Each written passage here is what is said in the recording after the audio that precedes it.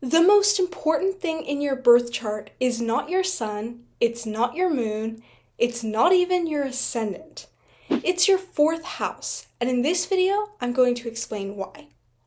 I'm Gable Collings, I'm a practical astrologer, and I strongly believe that if you're only going to really study, learn about, or focus on one part of your birth chart, it should be your fourth house. The fourth house cusp is one of the cardinal points in a birth chart, and it's the one that's directly opposite the midheaven. It's sometimes called the IC, which stands for this Latin phrase, which I'm just going to throw up on the screen because I don't know how to pronounce it. And that Latin phrase translates to lowest part of the heavens because it is almost always directly at the bottom of the birth chart. Some astrologers say that the fourth house represents your subconscious motivations and basically how your childhood affects you as an adult. And I've experimented with that approach. That kind of interpretation in some cases can be really insightful. But most of the time, I interpret the fourth house the way that my mentor, Kevin Burke, taught me. And he referred to it as the foundation of your life. It's called the foundation of your life because it is usually, again, depending on which house system you're using and where you were born and all that, it is almost always at the very bottom of your birth chart.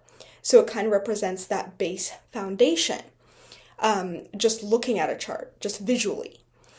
And the foundation of your life refers to this inner foundation of inner calm, inner peace, inner balance, and inner strength. So when the foundation of your life is not stable, everything else gets shaky. And any additional stress that comes along is going to cause you to completely crumble and send you into crisis mode. And the whole point of working with your fourth house is preventing this from happening. When the foundation of your life is stable, and when your fourth house is nourished and well taken care of, you'll notice that everything in your life just feels easier, like it just requires less effort.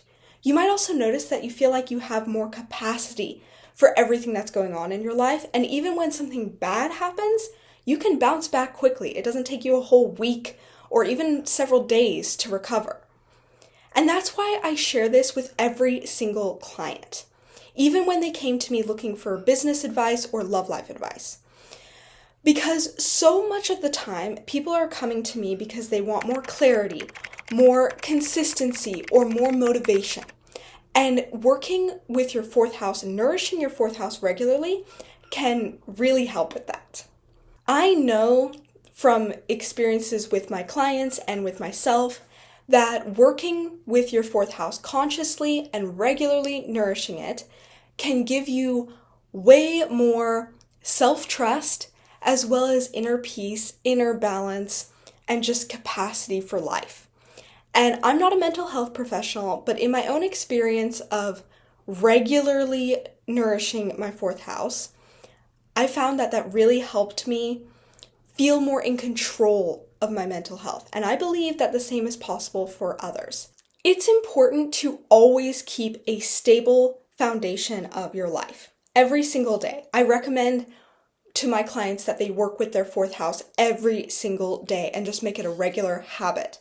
But working with your fourth house becomes even more important if you're feeling super stressed out, if your mental health is feeling unstable, if you're in a season where your schedule is really unpredictable or keeps getting disrupted, when you're juggling a lot of different things at once. Shout out to all the moms who are also business owners that might be watching this video. It's also really important whenever you're going through a major life transition and everything just feels a little bit unstable. So that can look like a breakup, a new job, or a move. It's also important whenever you're at a point where you know you want some guidance. Maybe you're seeking out astrology readings or tarot readings or something similar to that, but you don't really know what you're asking for advice on. You're just like, just anything, just tell me anything. That's a pretty good indicator that your fourth house needs some extra love. And also, if you're at a point where you just cannot be consistent with your self-care practices for whatever reason, it's just feeling really hard, Or maybe you're even at a point where you don't even know what self-care would look like for you. That's a really important sign, a very obvious sign that your fourth house needs some love because the foundation of your life is very shaky at the moment.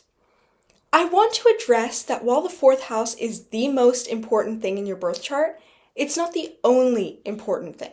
Your sun, Mars, and the ruler of your ascendant are all integral parts of your identity, and working with them can set you on a path to embodying your authentic self.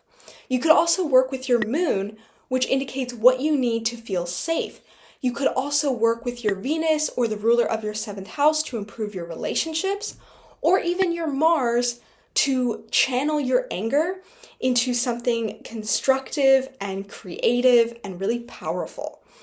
Every single planet, every single house, and every single way they interact in your birth chart is important. But I know that astrology can feel really overwhelming to beginners. So if you're just getting started and you don't really know what to focus on right now, it all just feels like a bunch of words you don't understand and like, what's the most important thing? Focus on your fourth house. What does nourishing your fourth house actually look like? The way that I do this is I look at the planet that rules the fourth house. So I'll use my own birth chart as an example here. My fourth house cusp is in Pisces, which is ruled by Jupiter. So Jupiter rules my fourth house. My Jupiter is in Libra, and Libra is an air sign. So I need to work with the element of air to stabilize my fourth house. And I do this through my daily yoga practice. Almost every single day of every single week, I will take some time either in the afternoon or the evening to practice yoga and really focus on my breath with the conscious intention of feeling calmer within myself and feeling capable of handling everything I have going on. That's why I like to do it later in the day, because it kind of helps me wind down and reset my energy after a full day of a lot to do and maybe some emotional stresses too. And I will share with you the very detailed way that I do this. At the very least, at the very beginning and at the very end of my yoga practice, I will take a few conscious breaths where on my inhale, I tell myself that I am bringing in more nourishing, stabilizing, calming energy. I might even visualize it coming into my body through the top of my head. And then on my exhale, I imagine that I'm releasing all this tension, all the stress, everything that I've been carrying, other people's energy throughout the day. And just 3 or 5 breaths like that can change my whole energy. I also sometimes practice a few rounds of box breathing when I get into bed at night if I've had a really stressful day, and I find that's a really effective way for me specifically to reset my energy and help me wind down.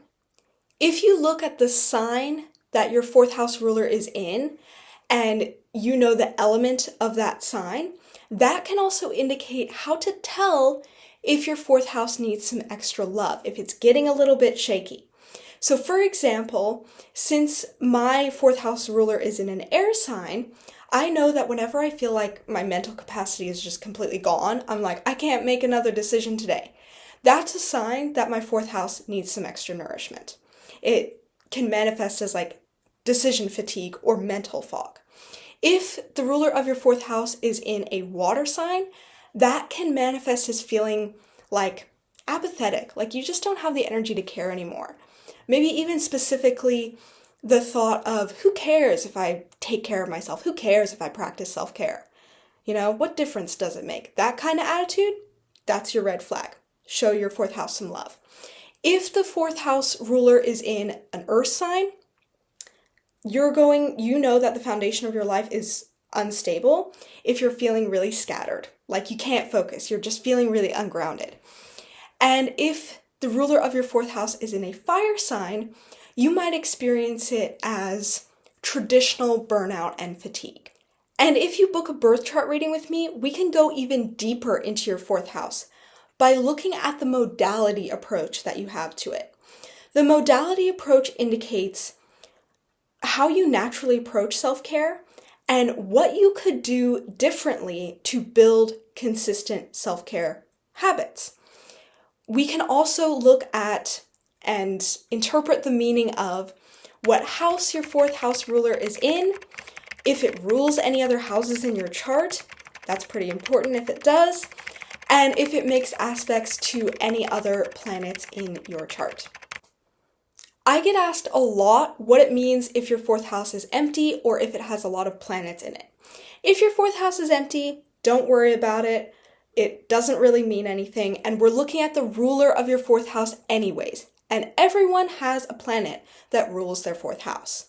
And if your fourth house has a lot of planets in it, that actually means that those are areas of your life that you can supercharge just by practicing self-care, which is pretty cool. So we can dive deeper into all of this in a birth chart reading together. If you want more details about how to book with me and what the experience would be like, I have all that information in the description below for you. And I would love to work with you to unlock the power of practical personalized astrology. So I really hope you'll take the leap to just book a reading and we can connect and maybe even change your life. If you learned something new in this video, be sure to give it a like. And if you are liking the vibe here, be sure to subscribe to this channel. I post here at least twice a month with a video like this, and I would love to have you as a part of this growing community. I'm Gable Collings, and I hope to see you on my channel again soon.